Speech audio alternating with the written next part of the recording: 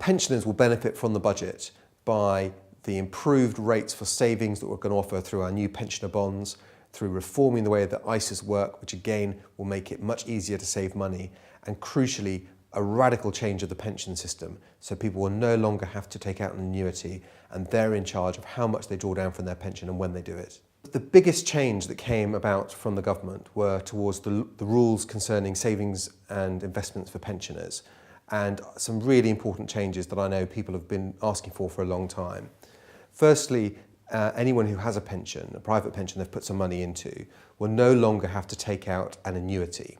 This has been a big cause for complaint for pensioners for a long time. There have been some very poor products out there that people have had to take out as annuities. It's been compulsory to take them out.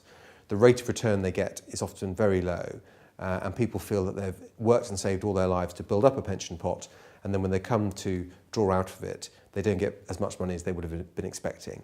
So no longer having to take out an annuity is a really important reform to the way that pensions work. But we've done some other things as well. I know a lot of pensioners who have savings elsewhere. They understand that the rate of return of those savings is often quite low because interest rates are low. The interest rate that you'll get from the bank is not very generous at all, and people are sitting on the cash savings, and they're not working hard for them as they used to. So the government is going to create some new products that will be available for pensioners that will give them a much better rate of return. These will be investment bonds that will be available for people to take out.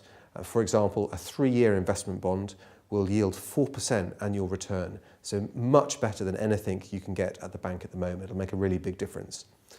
The other thing we're reforming, which will help all savers, is the ISA. So we're going to just have one ISA, one new ISA, that will have an investment limit of £15,000, so you can invest up to £15,000 into the ISA a year.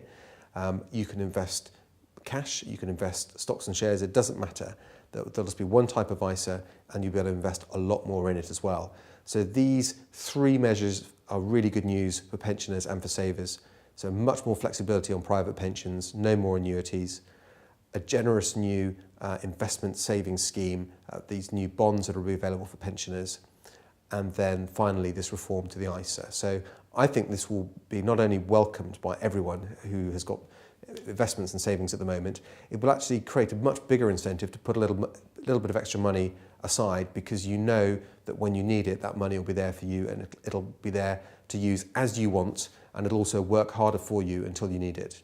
These changes will be a benefit to all pensioners and savers and right across the country. And I know there are lots of pensioners in Folkestone and Hythe who have been concerned about the low rate of return they've been getting on their savings and annoyed about the lack of flexibility on how they use their private savings and their pension pot when they want to draw down from it. And this will be greatly welcomed.